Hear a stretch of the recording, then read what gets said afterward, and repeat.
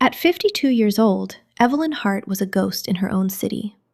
Once a millionaire event planner, she now sat in a cold, dim corner of a plasma center in Denver, clutching a clipboard like a last lifeline. She wasn't there to save a life.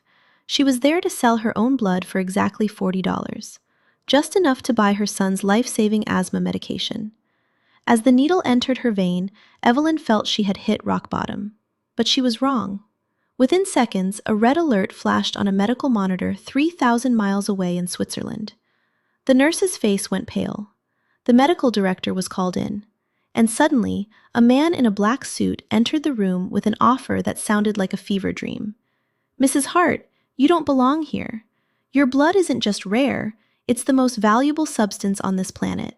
And we are willing to pay you $3 million to step onto a private jet right now." How did a woman who lost everything discover she was carrying a fortune inside her own veins? And why were the world's most powerful people suddenly desperate for a piece of her? This is the incredible story of Evelyn Hart, the woman with the golden blood. The air in the Denver Plasma Center smelled of industrial bleach and desperation. For Evelyn Hart, every breath felt like lead in her lungs. A year ago, she walked through the marble lobbies of five-star hotels, commanding a team of 50. Today, she was just a number on a tattered waiting list. She looked down at her hands.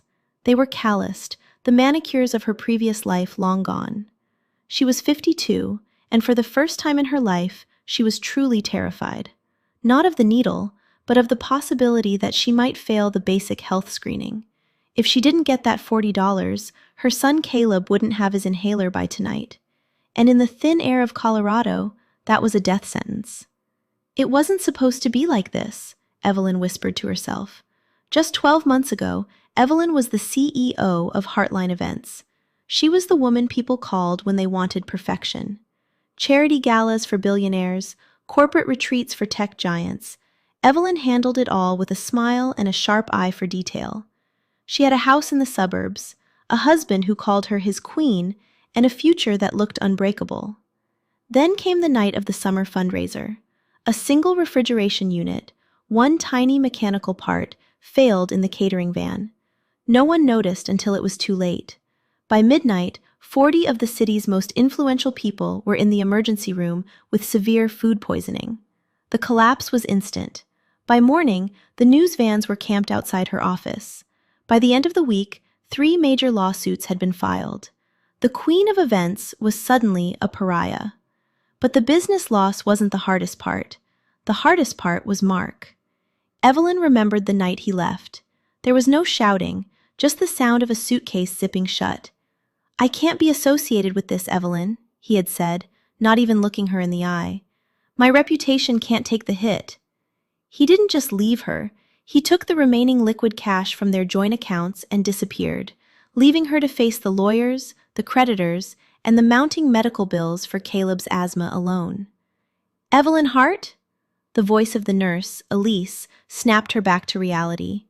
Evelyn stood up, her knees feeling weak. She walked into the small exam room, her heart hammering against her ribs.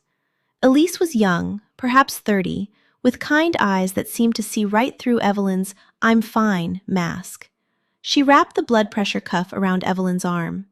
"Your heart rate is a bit high," Elise noted, frowning slightly. "Just a long walk to get here," Evelyn lied. She hadn't had a real meal in 2 days. Elise nodded and prepared the needle for the initial blood draw.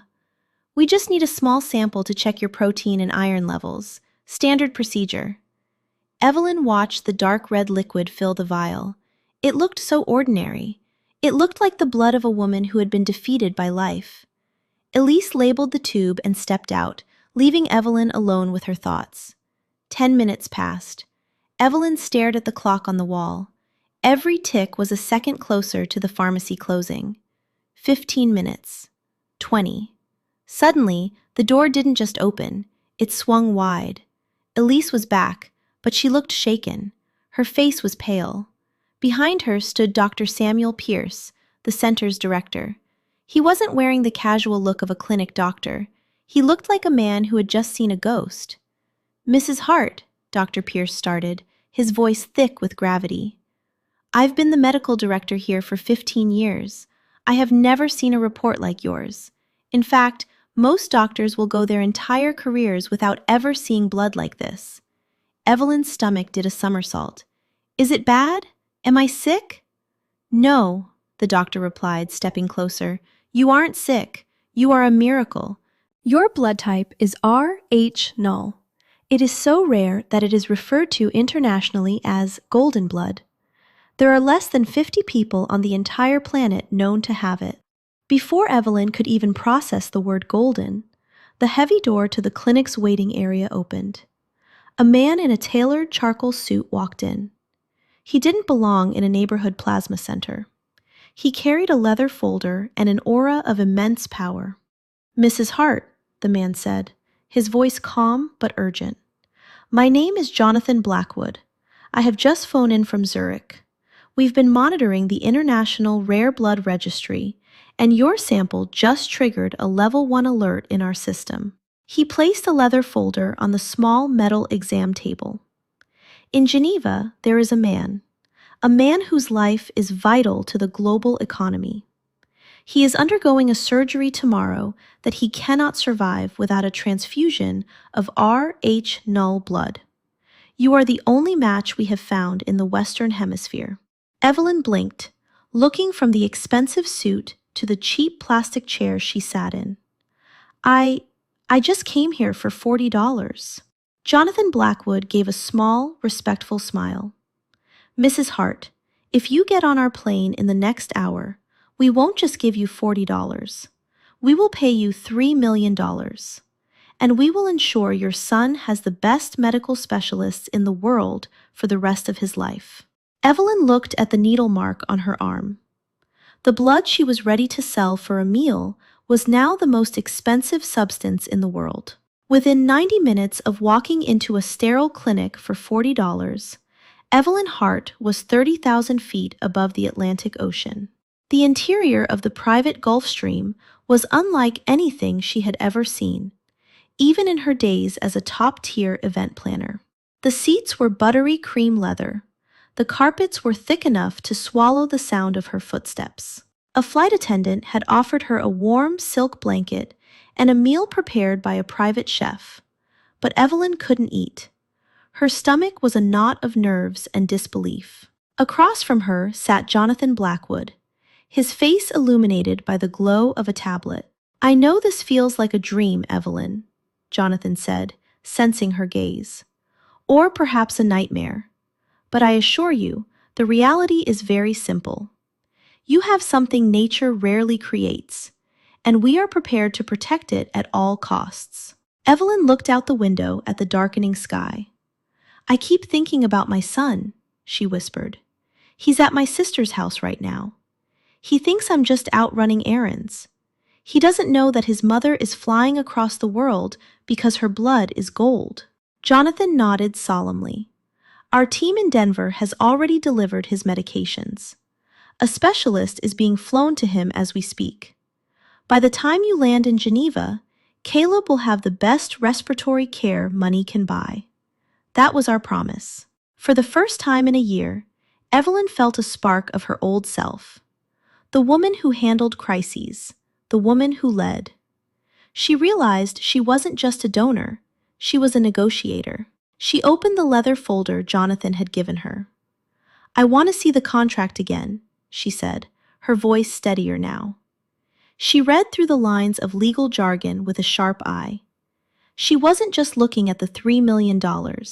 She looked at the safety clauses, the medical insurance for her future, and the non-disclosure agreements. She insisted on a clause that guaranteed her son's education fund. You're a sharp woman, Mrs. Hart, Jonathan remarked as she handed back the pen. I didn't lose my brain when I lost my business, she replied coldly. I just lost my luck. It seems today, my luck decided to return. When they landed in Geneva, the air was crisp and smelled of snow and expensive perfume. A motorcade was waiting on the tarmac. They whisked her away to the Montreux Medical Heights, a facility that felt more like a 6-star hotel than a hospital. Every nurse greeted her with a bow of the head. Every doctor spoke to her with a level of respect usually reserved for royalty. But the weight of the situation finally hit her when she was led to the restricted wing. "The patient is waiting," Jonathan whispered. In the center of a massive suite overlooking the lake sat a man. This was Graham Whitlock. In the business world, he was a titan, a man who moved markets with a single tweet. But here, stripped of his power, he looked fragile. He was hooked up to a lattice of tubes, his skin the color of parchment. When Evelyn entered, he turned his head slowly. His eyes were piercing, even in his weakness. "So," Graham rasped, his voice a dry whisper, "this is the woman who holds my life in her veins." Evelyn stepped closer, her heart softened by the sight of his vulnerability. She remembered her own father in his final days. "I'm Evelyn," she said simply. "I've spent billions trying to conquer the world, Evelyn," Graham said with a faint, ironic smile. "And yet, I'm being saved by a woman who was just trying to buy a $40 inhaler. Life has a wicked sense of humor, doesn't it?" Evelyn sat in the chair beside him. "It isn't humor, Mr. Whitlock. It's a reminder. No matter how much we build on the outside, we are all just fragile things on the inside." For an hour they talked, not about money or blood, but about loss. Graham spoke of the family he had neglected in his pursuit of power. Evelyn spoke of the husband who ran when the lights went out. "The surgery is at dawn," Graham said, reaching out a trembling hand to touch hers. "They tell me your blood is the rarest in the world, but speaking to you, I think the spirit inside you is even rarer." The moment was broken by the entrance of Ryan Whitlock. He didn't see a savior. He saw a threat to his inheritance. He saw a stranger who had suddenly gained his father's ear. "The prep team is ready, Father," Ryan said, his eyes locking onto Evelyn with a cold, calculating stare. "And Mrs. Hart, I hope you understand that this agreement ends the moment the procedure is successful. We don't like loose ends in this family." Evelyn felt the cold chill of a new enemy. She realized then that Switzerland wasn't just a place for healing, it was a battlefield. The morning of the surgery, the air in the clinic was electric. Evelyn sat in a specialized donation chair, a needle in her arm, watching her golden blood flow into a sterile bag. It would be rushed directly into the operating theater, where Graham Whitlock lay with his chest open. Hours passed in a blur of silence and anxiety. Evelyn rested in her suite, but she couldn't sleep. Every time she closed her eyes, she saw the cold, suspicious face of Graham's son, Ryan. Suddenly, at 2 a.m., the alarms went off. Elise, the nurse, rushed past. "There's a complication," she shouted over her shoulder. "Internal bleeding. We need more." Evelyn didn't hesitate. "Take it," she said, stepping into the hall. "Take whatever you need." Despite the doctor's protests about her own safety, Evelyn insisted on a second donation. She sat in that chair, feeling her own strength drain away as she pushed her body to the limit for a man she had only just met. As the final bag was taken, the world tilted, and Evelyn collapsed into a deep, dreamless sleep. When she opened her eyes, the room was quiet. Dr. Weber was standing at the foot of her bed, smiling for the first time. "He's stable, Evelyn. You saved him. Twice." A few days later, Evelyn was allowed to visit Graham. He was sitting up, color returning to his cheeks. But he wasn't alone. His son Ryan was standing in the corner, looking at a legal document. "My son thinks I should pay you and send you on your way," Graham said, his voice stronger now. "He thinks our transaction is over." Gran looked at Ryan, then back at Evelyn. But I realized something while I was under the knife. Money can buy blood, but it can't buy character. Evelyn, I've looked into your past. I saw what happened to Heartline Events. It wasn't your failure. It was a tragedy you handled with more dignity than most men I know. He handed her a folder. It wasn't a check. It was a deed of partnership. I'm not just giving you $3 million, Graham said. I'm investing in you. I want you to head a new global consultancy for crisis management. You've survived the worst life could throw at you. Now, you're going to teach others how to do the same. Evelyn returned to Denver not as a victim, but as a titan. Her son Caleb was healthy, his lungs clear, his future secured at one of the best schools in the country. They moved out of the cramped apartment and into a home filled with light. But the past wasn't quite finished with her. "Evelyn," Mark called out, his voice full of a fake, oily warmth. "I saw the news. I always knew you'd bounce back. I've been thinking, we never actually finished the divorce papers. Maybe we can try again? For Caleb's sake?" Evelyn stopped. She didn't feel anger. She felt nothing. She looked at the man who had abandoned her when she was down to her last $40. "Mark," she said, her voice like ice, "you didn't leave because of the business. You left because you thought I had no value left. You were wrong. I was carrying a fortune inside me all along. You were just too blind to see it." She pulled a $40 bill from her purse and handed it to him. "What's this?" Mark asked, confused. "That's the price of a life," Evelyn said.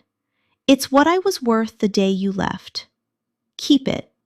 You're going to need it more than I do." Evelyn Hart realized that her golden blood was a gift, but her real strength wasn't in her veins. It was in her heart.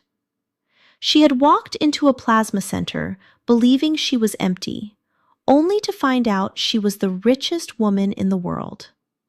Sometimes the world strips you of everything just to show you what you're truly made of. Your worth isn't in your bank account, it's in your resilience. If this story inspired you, please like, subscribe.